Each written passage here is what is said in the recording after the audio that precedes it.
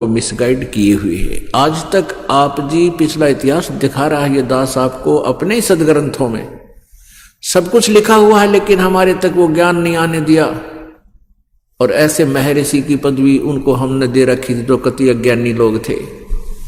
हम उनको महर्षि मानते थे, बड़े वेद के वेता मानते थे, और वो जानते को ना कह भी नहीं जानते थे आध्यात्मिक मार्ग का। तो इस काल के जाल में सभी प्राणी महादुखी हैं, महादुखी। पुण्यात्माओं, हमने इस झूठे सुख को सुख मान लिया, क्योंकि हम एक दूसरे को देखकर सुखी दुखी होते हैं। जैसे एक व्यक्ति का इकलौता पुत्र मर गया, उसकी जब वो मृत्यु हो जाती है तो आसपास के कुल के लोग आते हैं, सांत्वना देते हैं। अब जिसका इकलौता पुत्र था, क्योंकि हम पुत्र को बहुत महत्व देते आए हैं अभी तक इन भ्रमित किए हुए संतों के ज्ञान के आधार से, तो वो एकलौता पुत्र मर गया। पहले खुशी कितनी मनाई थी, अब वो टक्कर मार मार कर हो रहा है। उसके बाद किसी के 2-3 पुत्र थे, एक की मृत्यु होगी, अब वो पूरा परिवार बिलख रहा है। उनको सांत्वना देने के लिए कुल के लोग आते हैं, और वो व्यक्ति भी वहां चला गया जिसका इकलौता पुत्र मर चुका था 2 साल पहले। तो जिसका इकलौता एक पुत्र मरा, तो तीनों में से उसको सांत्वना दे रहे हैं कि भाई तेरा तो एक का मरा है, इसका देख बेचारे का इकलौता पुत्र था और वो भी मर गया, तेरे 2 तो बच गए। तो वो जिसके 3 में तो एक की मृत्यु हुई है, तो वो इस तरह अपने आप को संतुष्ट और सुखी मान लिया कि शुक्र है मेरा तो एक का मरा है, इस बेचारे का एक ही था, वो ही मृत्यु को प्राप्त हुआ, तो इससे तो मैं सुखी। तो इसको परमात्मा कहते हैं झूठे सुख को सुख है, यू मान रहा मनमोद। ये सकल चबीना काल का, कुछ मुख में कुछ कोट। जिसको हम अपना मान रहे थे, बेटा मेरा, बेटी मेरी, या कार मेरी, कोठी मेरी, अब उनमें से एक तो गया, तेरा कहाँ था यो। लेकिन हमारी बुद्धि इतना काम करती कोई ना, क्योंकि हमने उसके तुलनात्मक ज्ञान का आधार मिला नहीं, अब मिलेगा। अब इस ज्ञान से हमारा ऑपरेशन होगा। अब परमात्मा क्या बताते हैं कि तुम काल के जाल में फंसे हुए हो और यहां से निकलने का प्रयत्न करो। निकलने का प्रयत्न हम उस समय करेंगे जब हम वास्तव में समझ लेंगे कि सचमुच हम यहां बुरी जगह फंस गए। और ये समझाने के लिए सत्संग किए जाते हैं, ये समझाने के लिए सदग्रंथों के विचार आपके समक्ष संत के द्वारा प्रस्तुत किए जाते हैं। क्योंकि इन सदग्रंथों को स्वयं पढ़ने से इतना ज्ञान नहीं हो सकता, वो आज तक होया भी नहीं। परमात्मा अपनी अमर वाणी में बोलते हैं कि गुरु बिन काहु न पाया ज्ञाना, जो थोथा वो छड़े किसाना, गुरु बिन वेद पढ़े जो प्राणी, समझे ना सार रहे अज्ञानी। इसलिए टीचर की आवश्यकता पड़ती है। आध्यात्मिक टीचर सतगुरु गुरु होते हैं, वो भी आध्यात्मिक टीचर होते हैं, रिलीजियस टीचर बोलते हैं इनको। तो उनकी भी आवश्यकता पड़ती है। लेकिन इस अध्यात्म मार्ग के अंदर ये नकली गुरु गणे, कल के सत्संग में आपको ये बताया था कि 3 लोक और भवन चतुर्दश में कोई नहीं सत्संगी, और प्रमाण दिए थे। किसी को भी यथार्थ ज्ञान नहीं है। और आज आपके ऊपर कृपा की परमात्मा ने इस दास को वो तत्वदर्शी संत बनाकर भेजा,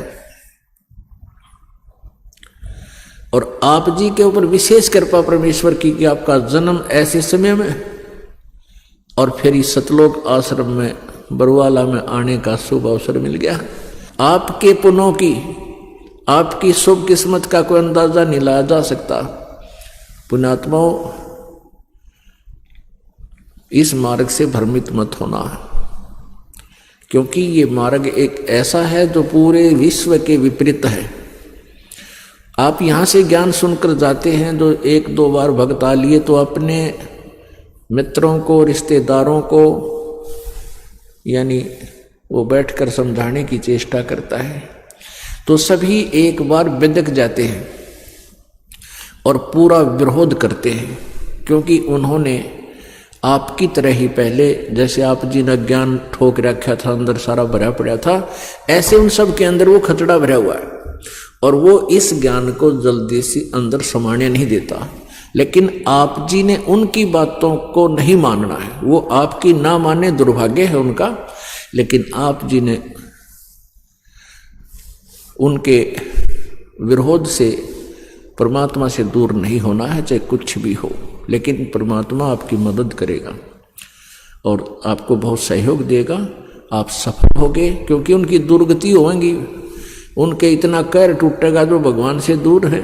ऐसे कलयुग में 24 घंटे इंसान कोई अच्छी सोच नहीं रखता, चाहे कितना अच्छा आदमी दिखता हो, क्योंकि परमात्मा के ज्ञान के बिना वो अच्छा सोच ही नहीं सकता। और अपने पेट के लिए ना जाने के अटकलबाजी, झूठ कपट, सारा दिन इंसान निरे पाप इकट्ठे करके रात को सोता है और सपने में भी अच्छी बूंदी सोचता रहता है। तो यहाँ इतने पाप इकट्ठे कर लेता ये प्राणी, फिर कुछ दिनों में ये फिर फल देने लगेंगे। और आप जी शुभ ही कर रहे हो, क्योंकि आप जी को इतना सिलेबस दे दिया जाएगा। यहाँ आप जी को गलत सोचने का समय को नहीं मिला है। सुबह उठते परमात्मा की अमरवाणी का नित्यनेम करो, या उठते पहले अपना पहले मंत्र का जाप करो, जो भी जो सा मिल जाए उससे कर डाला दे। रात को आपकी आंखें खुल गई, नींद भंग होगी किसी कारण से, तो उसी समय सांस का सिमरण लेटा लेटा कर ले, बैठ कर ले, चलता कर ले। और मंत्र वो प्रथम मंत्र में जो दे रखे आपको उनको कर ले। कोई सा भी मिल जा, याद आ जाए, उससे न शुरू कर दे। और फिर दोपहर के बाद रामायणी, अशोक निकंदन रामायणी, शाम की संध्या आरती, अपना फिर बाकी दैनिक कार्य अपना जो कर्तव्य कर्म है वो भी करते रहे और परमात्मा को याद रखें। तो आप जी को इतनी आवश्यकता, इतना समय नहीं मिलेगा कि आप किसी की बूंदी सोच सको, किसी का बुरा सोच सको। और फिर भगवान की वाणी से, भगवान के ज्ञान से डर हो जाएगा आपके गात में। आप सत्कर मान लेना, जब तक ये प्राणी भगवान से भय नहीं मानेगा ये अच्छे काम नहीं कर सकता। और भय जब मानेगा, जब ये शाना हो जाएगा, ये थोड़ा सा मैच्योर इसका माइंड हो जाएगा। जैसे छोटा बच्चा होता है, वो छोटा बालक अग्नि में भी हाथ दे देता है, नाले में गिर जाता है, कोई नंगा तार हो बिजली का उसको भी पकड़कर और मृत्यु को प्राप्त हो जाता है, क्योंकि उसको डर को नहीं। डर क्यों को नहीं? क्योंकि उसको ज्ञान नहीं। तो ऐसे ही जब वो बच्चा बड़ा हो जाता है तो हर चीज को से समझने लग जाता है, उसके गुण अवगुणों से परिचित हो जाता है, तो फिर उससे वो डरता है।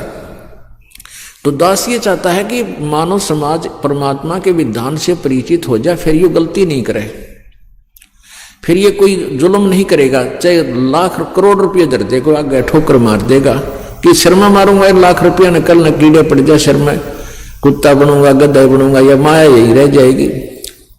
कहते हैं रति कंचन पाया नी रावण चलती बार। रावण के पास इतना सोना था कि उसने सोने की ईंटें बनवा के महल बना रखे थे, लंका यानी अपनी नगरी बना रखी थी। और मृत्यु को प्राप्त हुआ, कुत्ते वाली मौत गया कि निरे खोटे खोदे।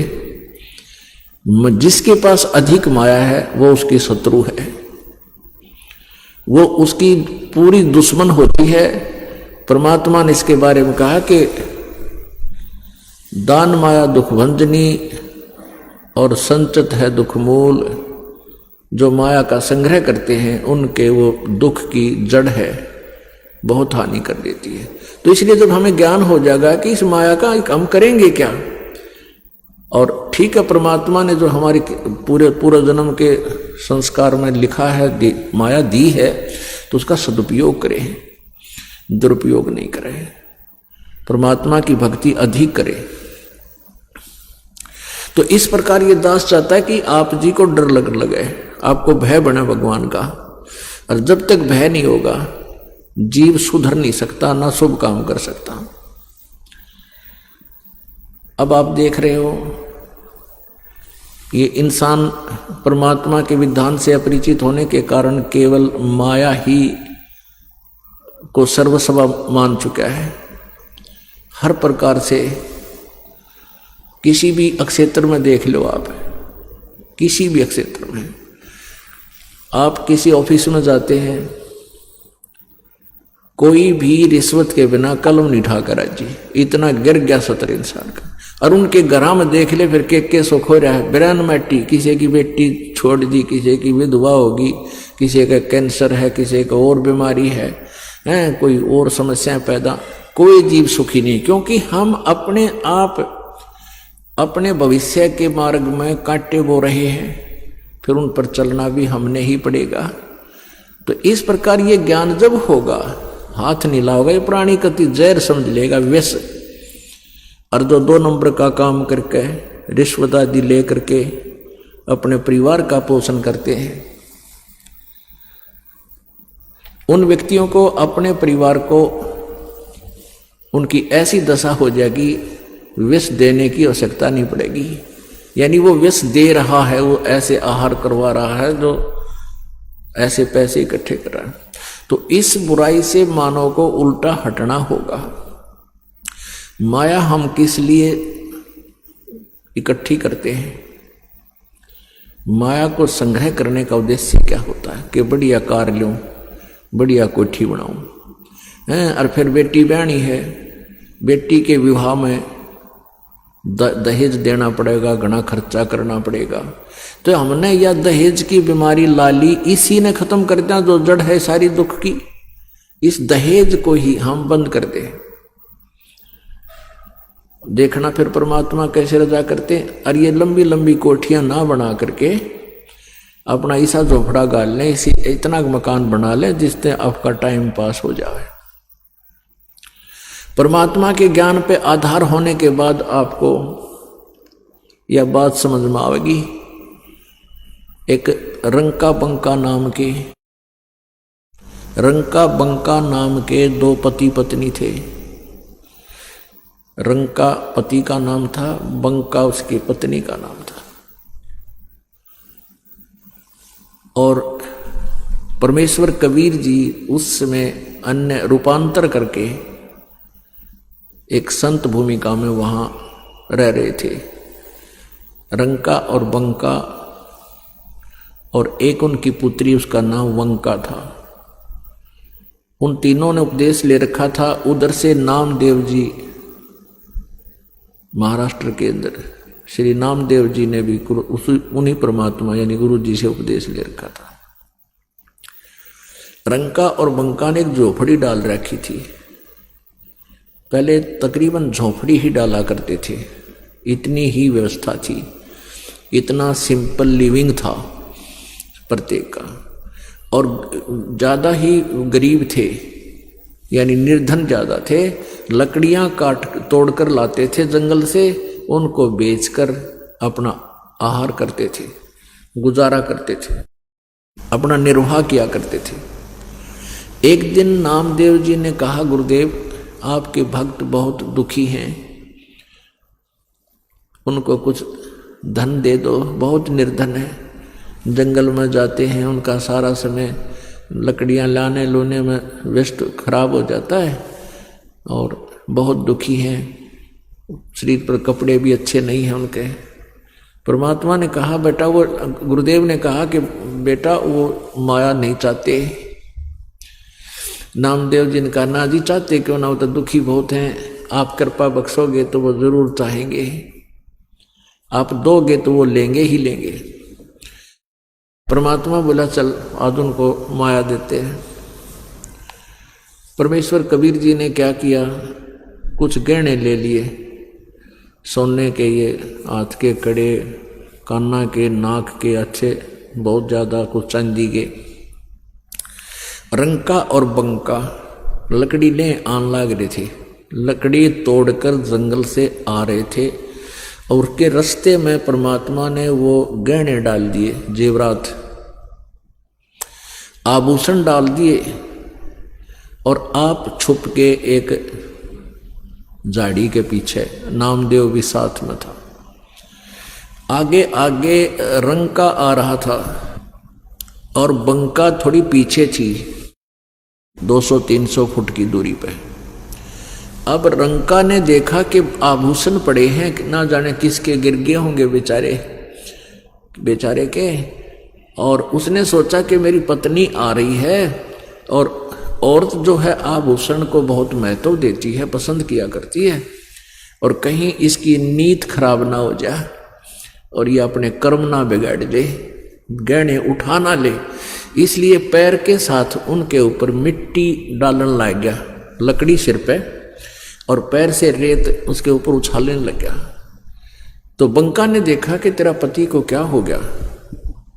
उसने देख लिया कि तू गहनों के ऊपर मिट्टी डाल रहा है, उद्देश्य भी समझ गई वो कहने लगी कि चलो चलो आप चिंता ना करो, क्यों मिट्टी पर मिट्टी डाल रहे हो, चलो क्यों मिट्टी पर मिट्टी डाल रहे हो। अब वो चल पड़ा, अब इसने देख तो लिए ही भी कर लेगी जैसा करेगी, तो वो भी चली गई, उठाया नहीं उन्होंने गहना।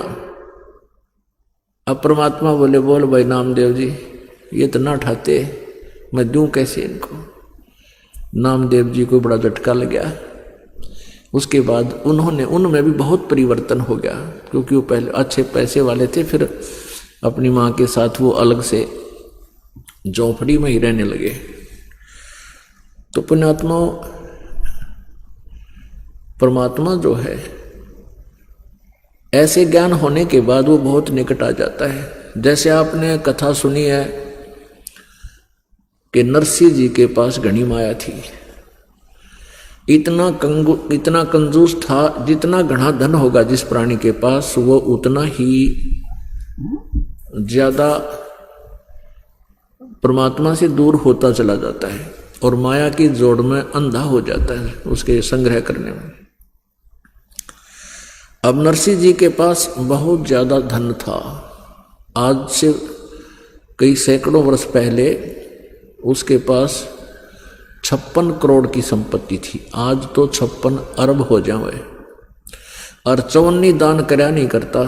परमात्मा ने ऐसी लीला की, एक ब्राह्मण रूप बनाया, और उसे जब वो सेठ जी गंगा घाट पर स्नान करने गया हुआ था, वहाँ उससे दान दक्षिणा मांगी और वो मना कर गया। फिर आखिर में 1% देने की स्वीकृति दी, और वो भी कहा कि मेरे घर पर आ जाना, ब्राह्मण वहाँ दे दूंगा। तो परमात्मा वहाँ भी चले गए। कहने का भाव ये है कि उसको उस माया से निकालना था। अब एक दिन परमात्मा ने नरसिंह रूप बना के और नरसिंह के घर पहुंच गया, और नरसिंह चला गया बाहर सैर सपट्टे करने घूमने के लिए। सुबह सुबह वापस आया तो उसने देखा कि एक नकली नरसिंह अंदर विराजमान है, और उसने सब नौकरों से कह दिया कि एक बहुरूपिया, वो ब्राह्मण है ना, वो बहुरूपिया है जो टका मांगने आता था, आज वो मेरा रूप बना कर आएगा, उसको भगा देना यहाँ से।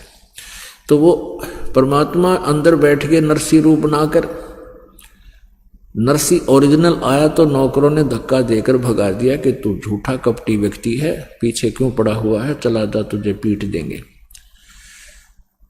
तुम्हारा सेठ अंदर बैठा है। तो नरसिंह ने फिर कोर्ट में अर्जी लगाई। वहां कोर्ट में भी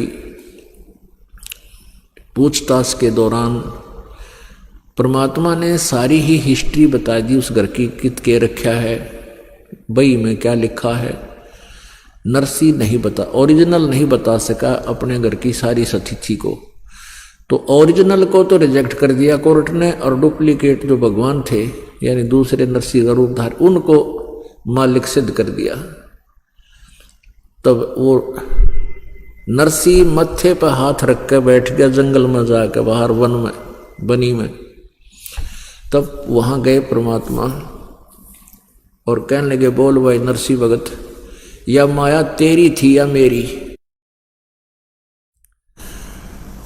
नरसिंह बोला, या थी तो मेरी, पर तू मेरा नहीं, कुल से जन्म का दुश्मन है मेरा, आज तने आड़े पली।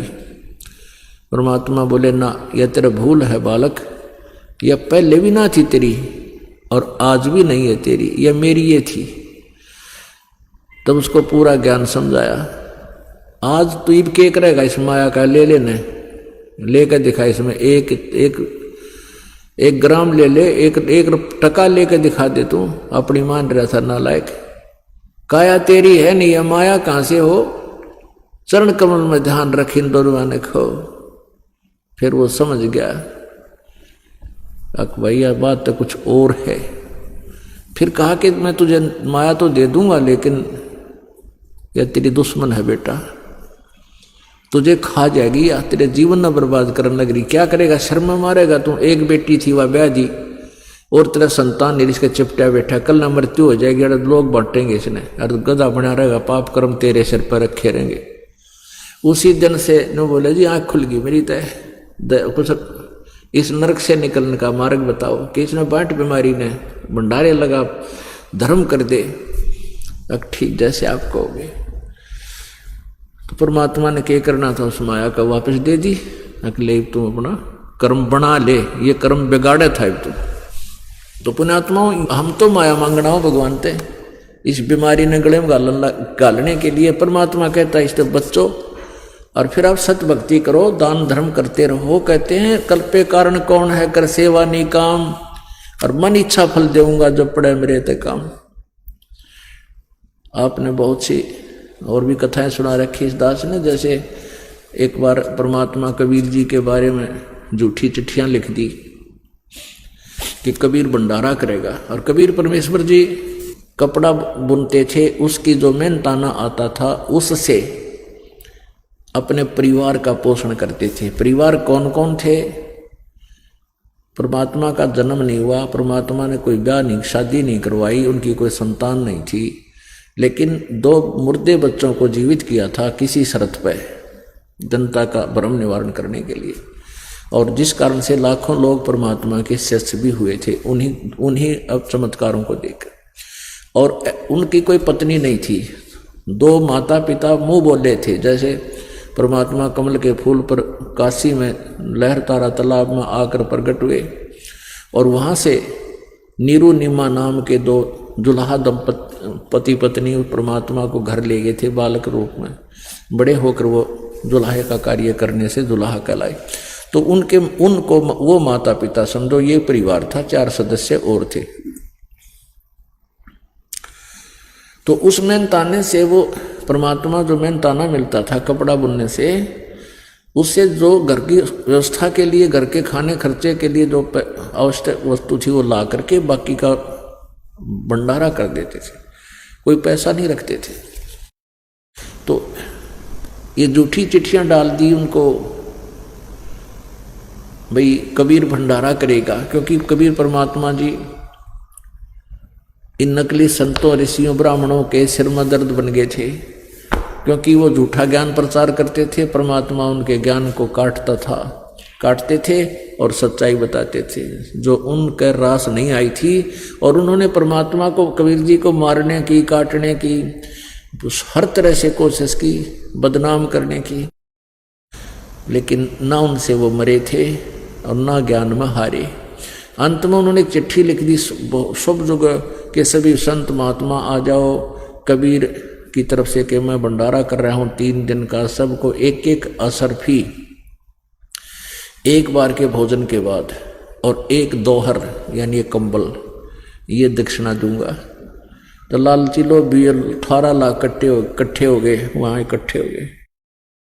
तो परमात्मा ने दूसरा रूप बनाया और केशव रूप बना के, एक बंजारे का रूप बनाकर, एक व्यापारी का रूप बना करके वहाँ आगे, और 18 लाख व्यक्तियों का आहार वहाँ करा दिया और 3 दिन तक, और बहुत सुंदर सुंदर भोजन कराए।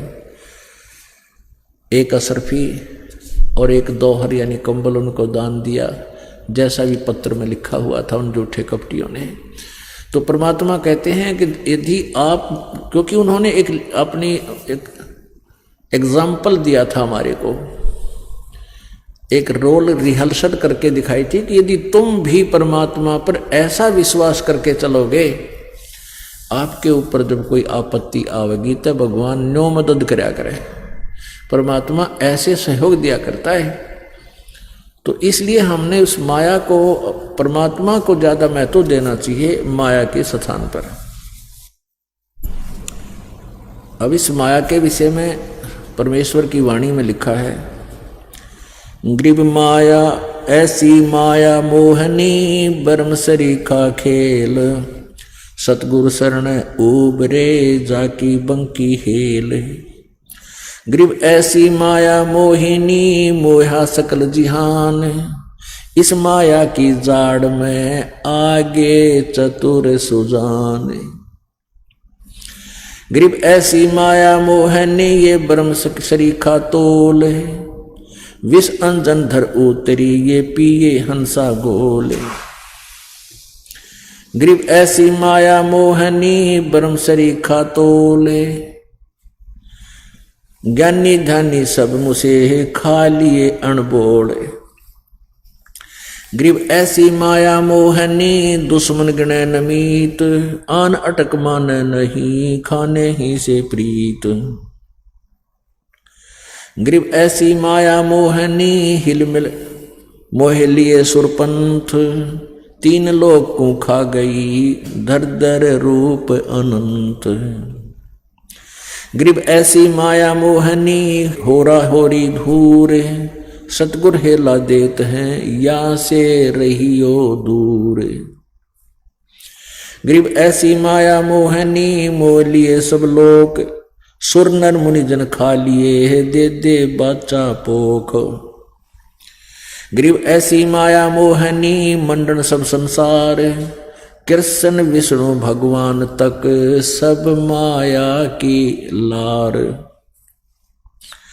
ग्रीब माया माया क्या करे, ये माया रावण राम, मन माया हो बिस्तरी, माया के सब काम। ग्रीब माया माया धरनी आकाश है, ये माया चंद्र सूर्य, माया पानी पवन है, माया से के सब तूर। ग्रीब माया ब्रह्मा विष्णु है, ये माया शंकर शेष, पांच तत्व गुण तीन लग, ये माया ही परवेश। ग्रीब माया घोर अंधेर है, माया ही उजियार, माया ही की सृष्टि है, माया के आधार। ग्रीब काया माया हो रही, जित लखड़ा आकार, आद अंत लो जानियो, 24 अवतार। ग्रीब ये माया के फूल हैं, जेते दर शरीर, सुर नर मुनिजन सब कहूँ, सिद्ध साधक और पीर। ग्रीब ये माया के फूल हैं, जेते दर शरीर, इस बेली लाग्या नहीं, ये अदली असल कबीर। अब यहां बता रहे हैं कि ये माया जो है, जैसे हम माया किसको जानते थे अभी तक कि पैसा धन हमें माया मानते थे, नहीं, ये सारा ही माया है। माया का दूसरा अर्थ जाल भी होता है। ये पैसा भी जाल है हमारे लिए। अब जैसे कल आपको कल बताया था कि एक समय कुंभ का मेला भरा था और उसमें ये गिरिपुरी नाथ ओगड़ नागा सारे ये शिव के उपासक, तमोगुण शिव के उपासक, और वैष्णु साधु थे विष्णु जी के उपासक, सतगुण विष्णु के। इनका वहां कुंभ के मेला लगा था हर की पैड़ी हरिद्वार में, और वहां पर प्रथम स्नान करने पर झगड़ा हो गया। नागा कह रहे थे हम पहले स्नान करेंगे, हम श्रेष्ठ हैं। वैष्णु कह रहे थे हम पहले नहाएंगे, हम श्रेष्ठ हैं। वहां कहते हैं ये काल का जाल, वहां वो गंगा की पैड़ी, वो नहान प्रथम स्नान माया बन गया। वो वही माया थी, अहंकार बन गया। तो कहते माया के इस प्रकार ना जाने कितने रूप हैं और ये विनाश कराती है। ये माया के फूल हैं जेते धरे शरीर, सुर नर मुनि जन सब कहूँ, सिद्ध साधक और पीर। कहते हैं जितने भी माँ से उत्पन्न हुए हैं ये सब माया के बने हुए हैं, और इस बेली लागा नहीं अदली असल कबीर, यानी कबीर परमात्मा माँ से जन्म नहीं लिया प्रभु ने, उनका शरीर इस माया से बना हुआ नहीं था। ये माया के फूल हैं जेते धरे शरीर, इस बेली लाग्या नहीं, इस बेल का लगा नहीं, अर्थात इस तरीके से उत्पत्ति नहीं हुई कि कौन है वो अदली असल कबीर। कबीर जी ऐसे जन्म नहीं हुआ मां से, कहते ना सतगुरु जननी जने, गरीबदास जी बता रहे।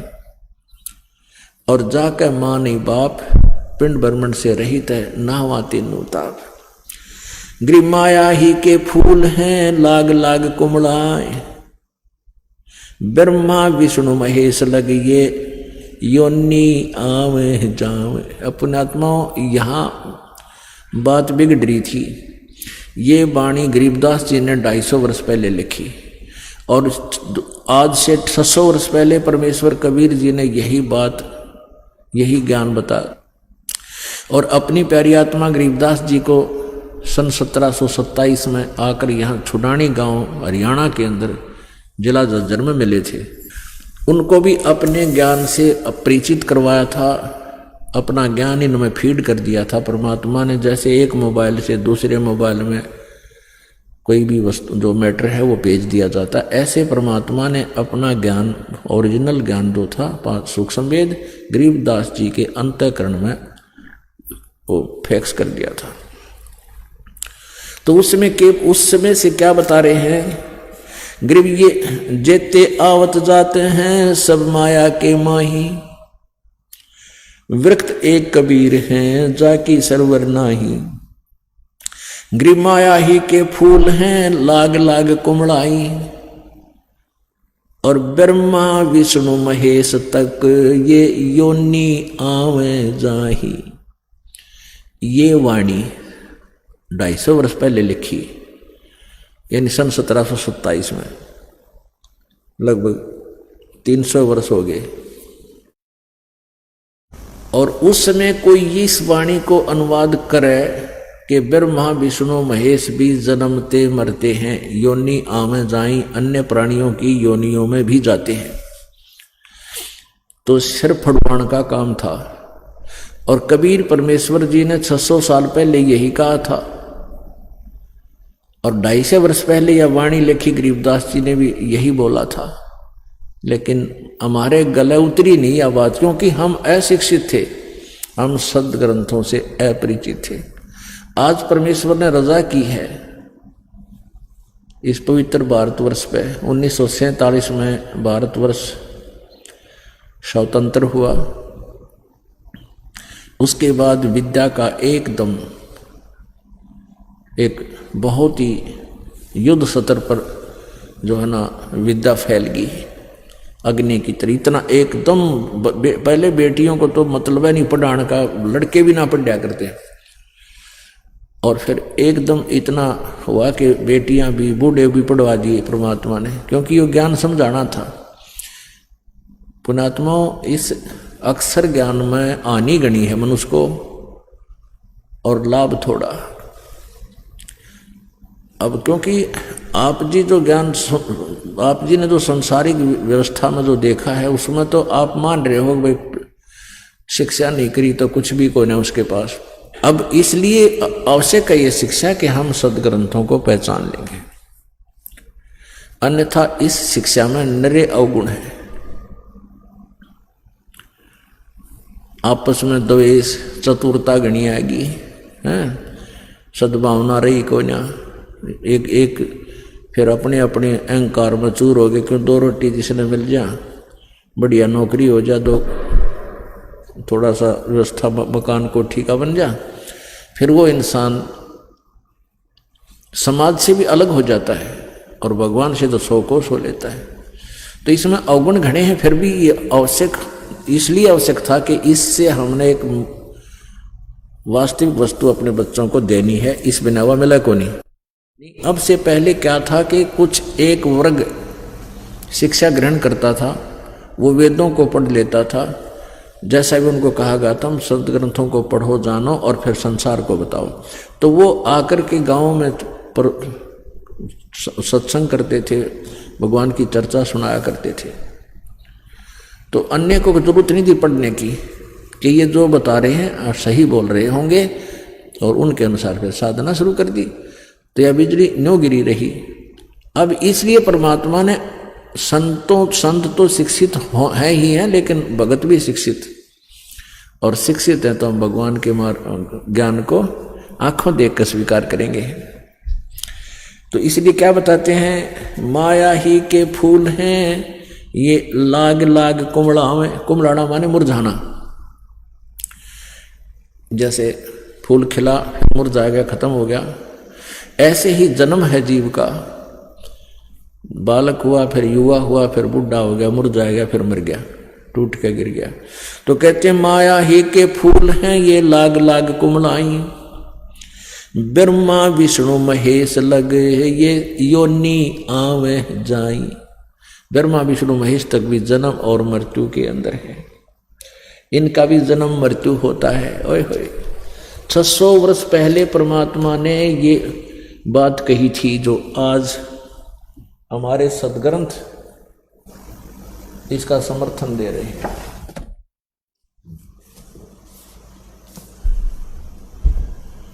पुण्यात्माओं, ये ऐसा कमाल कर दिया अज्ञानियों ने कि इस ज्ञान को रह रह कर क्लियर करना पड़ेगा इस कंसेप्ट को, नहीं तो कोई नहीं सुनेगा। अब देखना, श्रीमद् देवी भागवत में आपको स्पष्ट दिखाते हैं कि ये हमारे सदग्रंथ भी यही बताते हैं, जो 600 वर्ष पहले परमेश्वर ने आके सतलोक से आकर के ये ज्ञान दिया था।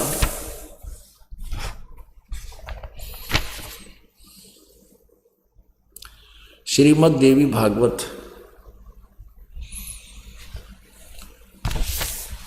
सचित्र मोटा टाइप, संपादक हनुमान प्रसाद पोदार, चिमन लाल गोस्वामी। ये कहां से प्रकाशित है? प्रकाशक में मुद्रक हैं गीता प्रेस गोरखपुर, गोविंद भवन कार्यालय कोलकाता का संस्थान। इनके फोन और फैक्स नंबर है। 123 नंबर पर आप देख, 123 पृष्ठ पर तीसरे स्कंद में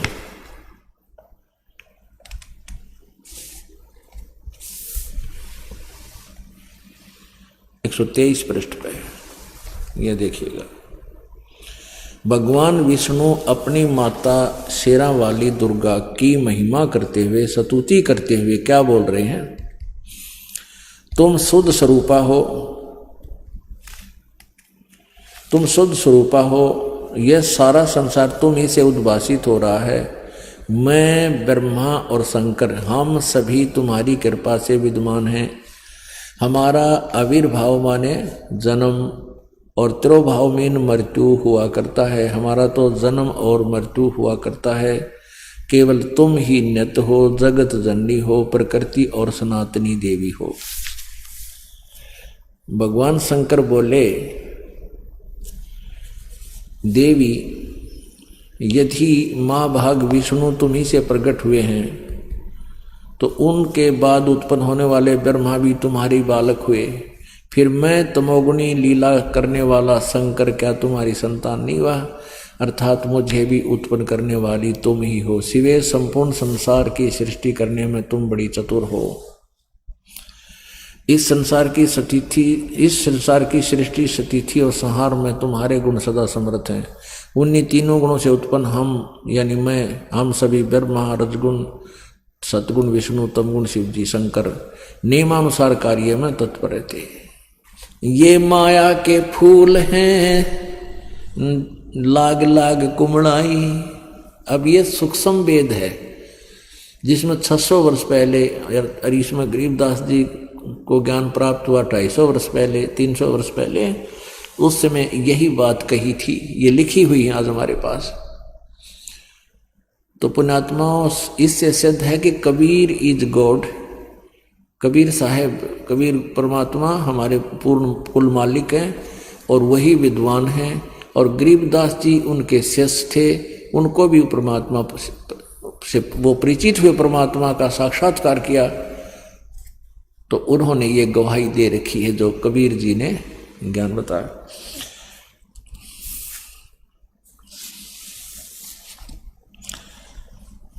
अवगत से ओम भया, ओम से भया नाभि, नाभि से कमला भया, कमल भया जो ब्रह्मा का बैराग।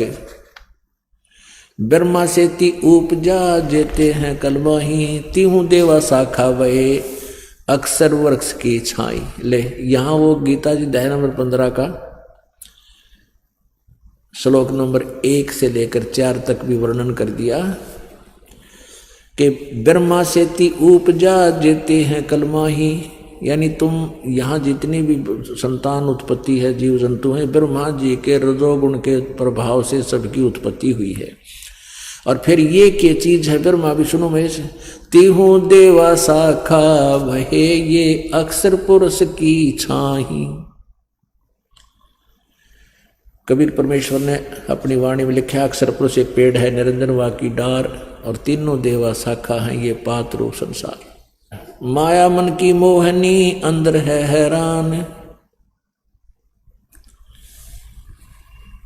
चित्रगुप्त माया बने और माया है धर्मराय।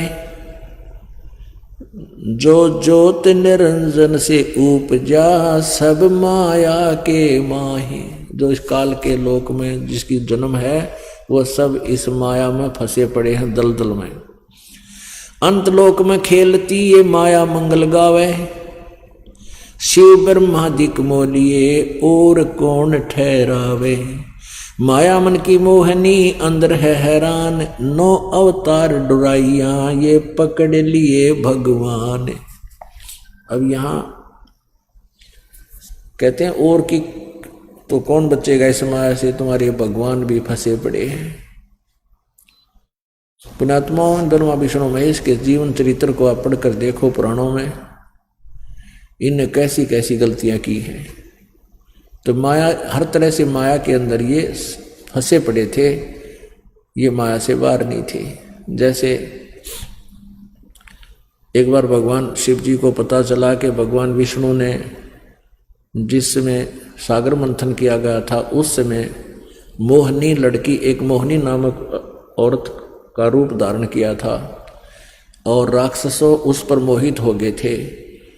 उनकी उसकी तरफ इतना सुंदर थी कि उसकी तरफ देखकर आसक्त हो गए, और राक्षसों ने सागर मंथन में निकला हुआ अमृत का कलश ले रखा था।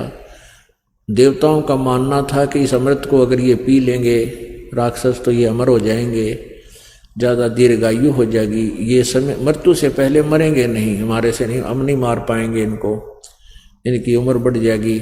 तो इस भय से उन्होंने विष्णु जी से कहा। विष्णु जी ने एक लड़की रूप धारण किया और उनको मोहित कर लिया। देवताओं ने फिर उसने हेर फेर करके मोहिनी रूप में भगवान ने अमृत का घड़ा तो उठा लिया और शराब का घड़ा उनके वहां रख दिया।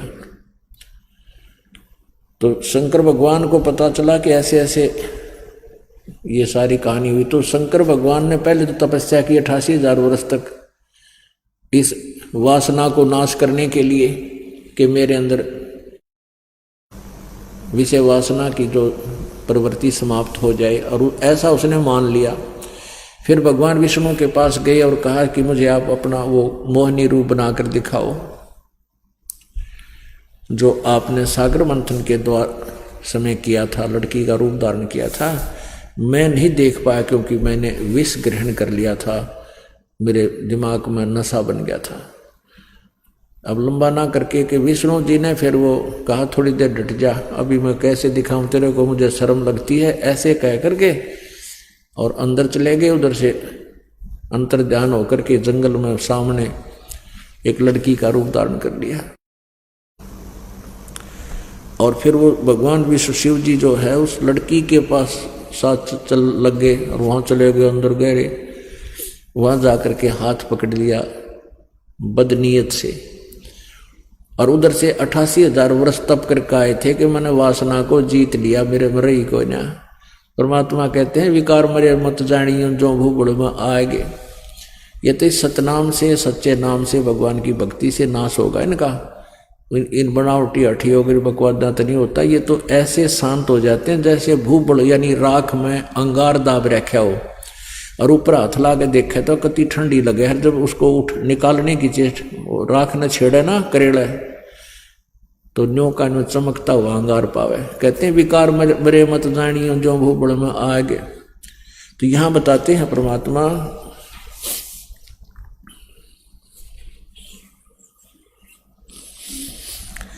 माया मन की मोहनी अंदर है हैरान, नो अवतार डुराइया ये पकड़ लिए भगवान। गृह माया मन की मोहनी जग बहुविध लूटे, सतगुर शरण उबरे दे धारण छूटे। अब निचोड़ दे दिया, निष्कर्ष भी साथ दे दिया कि ये माया जो है इस जीव को बहुत प्रकार से लूटती है। जैसे कौरव पांडव का नाश करा दिया, वहां पर राजमाया बन गई, वहां पर राज्य ने माया का रूप धारण कर लिया, कटका मर गए, कौरव मर गए, पांडव फिर हिमालय में गड़का मर गए और वो राज यही रह गया और नरक में ठोक दिए गए। माया मन की मोहनी जग को बहुविध लूटे। कहते हैं सतगुरु शरण उभरे और दे धारण छूटे। सतगुरु शरण में, तत्वदर्शी संत की शरण में और कबीर परमेश्वर की जो है ना भक्ति से ये पुण्यात्मा उभरेगी, इसमें उत्थान होगा, इन विकारों से ऊपर उठेगी, माया से भी ऊपर उठेगी और फिर दे धारण छूटे, यानी जन्म मृत्यु समाप्त हो है। ग्रीम बाहर खारी कहते हैं अंदर से मीठी, यह साईं के दरबार में तेरी पकड़ेगी घींटी। अब जैसे एक व्यक्ति के पास घना धन था, उसने कुछ तो बच्चों को दे दिया और कुछ जमीन में दाब दिया। पहले अंदर गड्ढा खोद के चोरों से डर के दबा देते थे, उसकी मृत्यु होगी। और वहां जाकर उसको, क्योंकि जैसी आपकी टेंडेंसी, जैसा आपके विचार, आपका भाव यहां बना हुआ है, इस शरीर छूटने के बाद सूक्ष्म शरीर में एज इट इज ऊपर जाता है। तो वहां भी सूक्ष्म शरीर में भी आपका स्वभाव वैसा ही रहता है। तो वहां भगवान के दरबार में जब खड़ा होता प्राणी, तो उससे कोई पूछने की जरूरत को ना, उसके मस्तिष्क के ऊपर वो सभी अंकित होता है, इसने के पाप करे कोड वर्डों में, और फिर वहां उसकी वो फिल्म चला दी जाती है। तो उसके मन में ये रह जाता है कि मैं तो माया छोड़ा, मेरी माया रहेगी, मेरी माया रहेगी। धर्मराज के दरबार में तो वहां उसको सर्प बना देते हैं, जा तू माया ने संभाला पड़ेगा। फिर वो सर्प बनकर उसी घर के आसपास जन्म लेता है, फिर वहां चक्कर काटता काटता वहां जहां माया दाब रखी होती वहां ढूंढता फिरता उस घर में कहां सी है कहां सी है। फिर उसके घर के तोड़े दे ही घर वाले, फिर उसने गढ़े। तो यहाँ परमात्मा कहते हैं बाहर खारी कहते हैं अंदर से मीठी, या साईं के दरबार में वहां पकड़ेगी गीटी, यानी गर्दन दबाओगी तेरी। गर्दन पकड़ना माने फिर जकड़ लेगी वापस। बाहर खारी कहते हैं अंदर सब लोड है, सब लोड है, यानी सबको चाह है। ऊपर तो चाहे लोग दिखावे संत भी ना चाहते माया, लेकिन अंदर से कहते सारे की लोड है, जरूरत है, सबको चाहते हैं, सब चाहते हैं। बाहर खारी कहते हैं अंदर सब लोडे, वे तो सतगुरु संत हैं जो माया से तोड़े, यानी माया से दूर करेंगे वो तो सतगुरु संत, यानी वो परम संत होते हैं। ग्रीवसेंस 88 दीप में ये माया का मेला, ब्रह्मा विष्णु महेश लग ये हैं तीनों चेला, स्वर्ग मृत्यु पाताल लग सभी हैं पाजी, या माया मुस्काए कर सतगुरु से भाजी। संसारी की क्या कहूँ ये मुनिवर से ठेका, चुंडित मुंडित खा लिए सब द्वादश बेखा। कहीं कनक कहीं कामनी कहीं भोजन कहीं भाव, कहीं गुरु चेला हो रही बहुविध किन्या बहुत उपसाओ। गरीब कहीं कनक कहीं कामनी कहीं भोजन कहीं भाव, कहीं आदर सत्कार है खेल बहुविध दाव। गरीब माया की महिमा कहूँ ये कनक कामनी काल, और जिन चंपी सो खा लिए ये सिद्ध साधक बेहाल। गिरि माया की महिमा कहूँ ये पढ़कर 18 बोध, संसारी की के कहूँ ये मुनिजन खेलें गोद।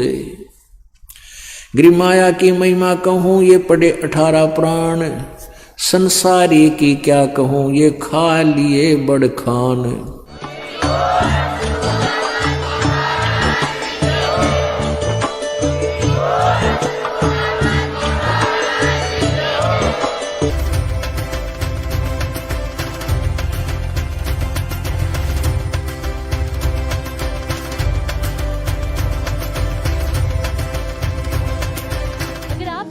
YouTube पर देख रहे हैं तो हमारे चैनल को सब्सक्राइब करें और बेल आइकन को दबाना ना भूलें। अगर आप Facebook पर ये वीडियो देख रहे हैं तो हमारे पेज को लाइक करें।